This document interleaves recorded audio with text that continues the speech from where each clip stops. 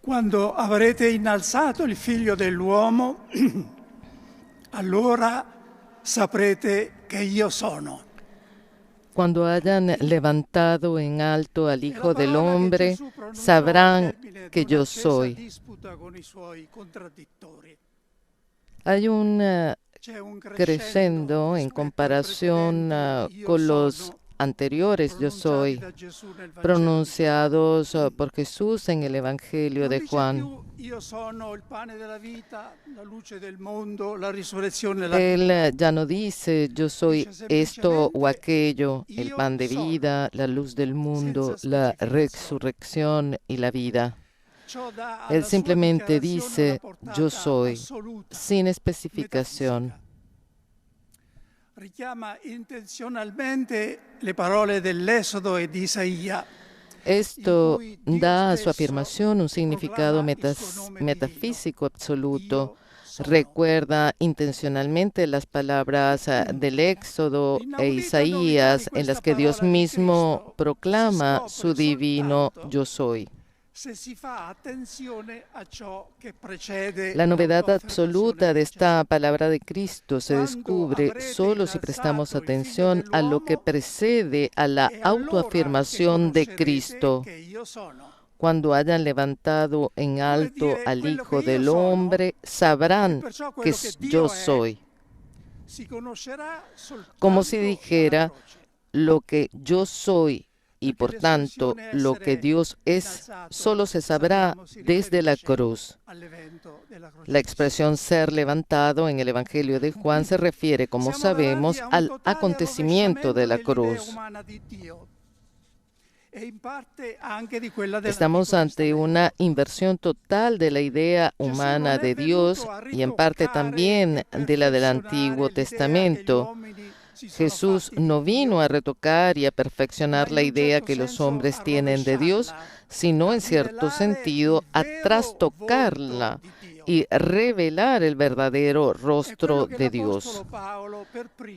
Esto es lo que el apóstol Pablo fue el primero en comprender cuando escribe. Poiché infatti nel disegno sapiente di Dio, il mondo con tutta la sua sapienza Y puesto que en la sabiduría de Dios el mundo no conoció a Dios por el camino de la sabiduría, quiso Dios valerse de la necedad de la predicación para salvar a los que creen.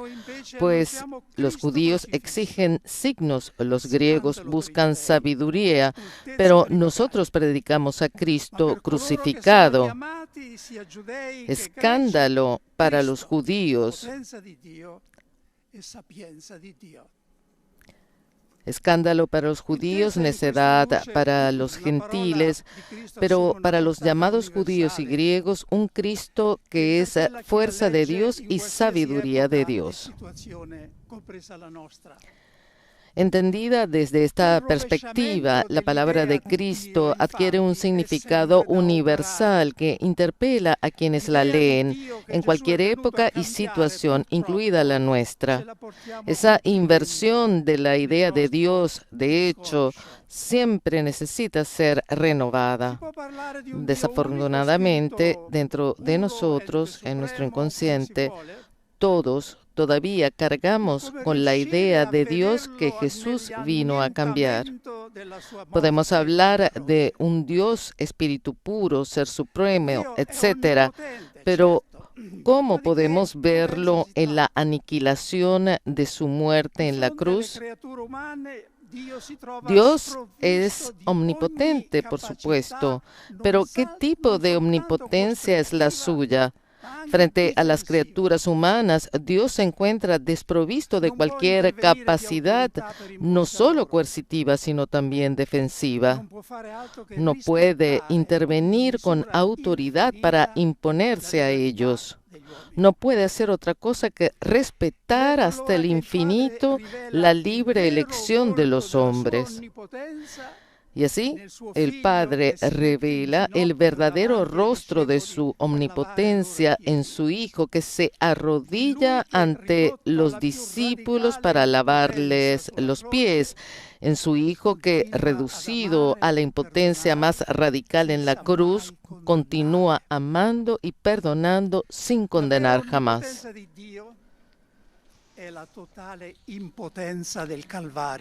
La verdadera omnipotencia de Dios es la impotencia total del Calvario. Se necesita poco poder para mostrarse, pero hace falta mucho para dejarse de lado, para borrarse. Dios es esta ilimitada capacidad de ocultamiento de sí mismo. Et sina nihil sempti sum. Se aniquiló a sí mismo. A nuestra voluntad de poder, Dios opuso su impotencia voluntaria. Qué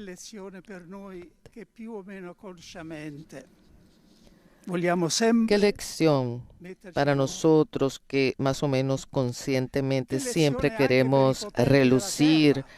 Qué lección especialmente para los poderosos de la tierra, para aquellos entre ellos que no piensan ni remotamente en servir, sino solo en el poder por el poder. Aquellos, dice Jesús en el Evangelio, que oprimen al pueblo y además se hacen llamar benefactores.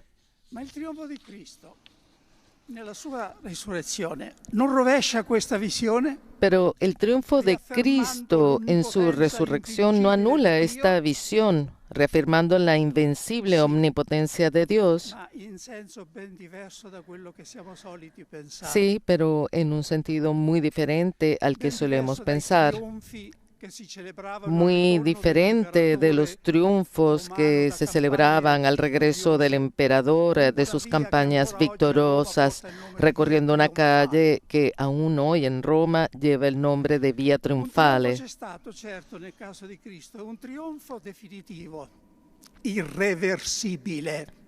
Hubo, por supuesto, un triunfo en el caso de Cristo y un triunfo definitivo e irreversible.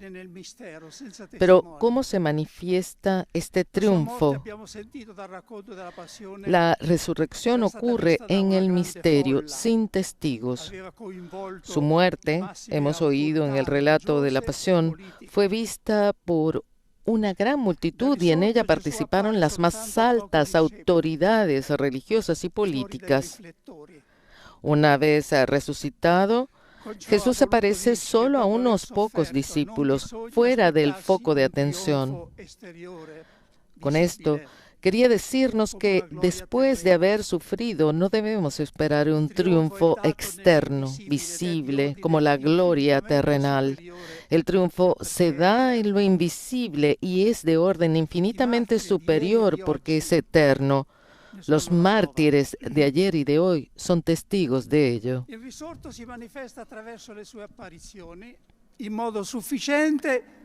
El resucitado se manifiesta a través de sus apariciones de manera suficiente para dar un fundamento sólido a la fe a quienes no se niegan a creer a priori, pero no es una revancha que humille a sus oponentes.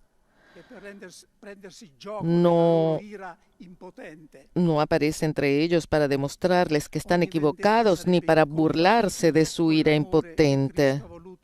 Cualquier venganza sería incompatible con el amor que Cristo quiso testimoniar a los hombres con su pasión. Se comporta humildemente en la gloria de la resurrección como en la aniquilación del Calvario. La preocupación de Jesús resucitado no es confundir a sus enemigos, sino ir inmediatamente a tranquilizar a sus discípulos desmayados y, antes que ellos, a las mujeres que nunca habían dejado de creer en Él.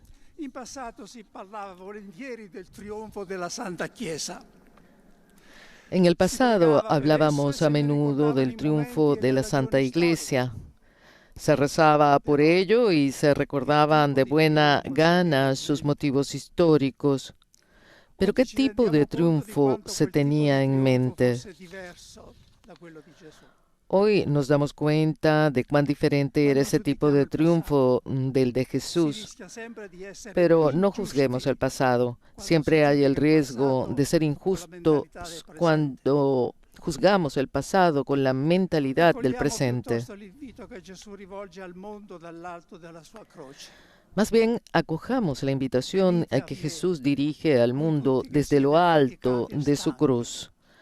Vengan a mí todos los que están afligidos y agobiados, y yo los aliviaré. Pareciera casi una ironía, una burla. Aquel que no tiene una piedra sobre la que apoyar su cabeza, aquel que ha sido rechazado por los suyos, condenado a muerte, aquel ante quien uno se cubre el rostro para no ver, se dirige a toda la humanidad de todos los lugares y de todos los tiempos y dice: vengan a mí todos y yo los aliviaré.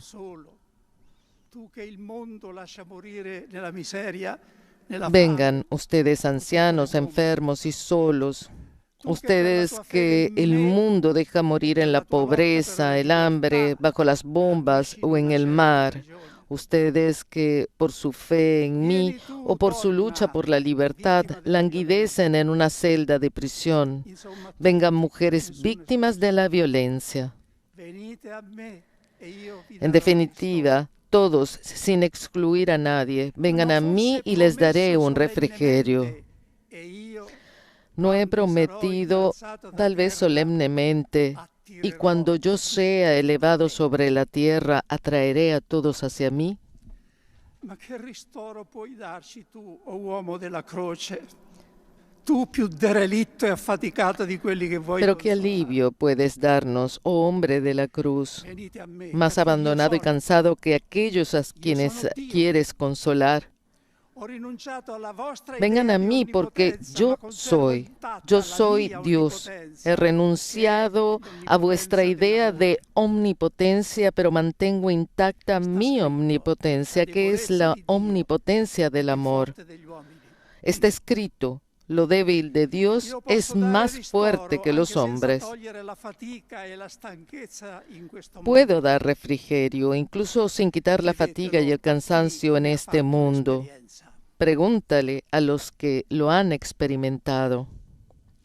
Sí, oh Signore crocifisso, con il cuore gonfio di gratitudine, nel giorno in cui commemoriamo la tua passione. Sí, oh Señor crucificado, con el corazón lleno de gratitud, en el día que conmemoramos tu pasión y muerte, proclamamos en voz alta con tu apóstol Pablo: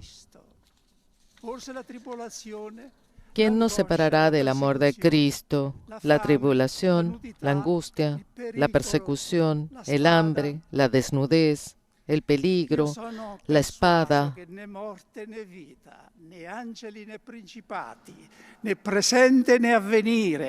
Pero en todo esto vencemos de sobra gracias a aquel que nos ha amado, pues estoy convencido de que ni muerte, ni vida, ni ángeles, ni principados, ni presente, ni futuro, ni potencias, ni altura, ni profundidad, ni ninguna otra criatura podrá separarnos del amor de Dios manifestado en Jesús Cristo, nuestro Señor.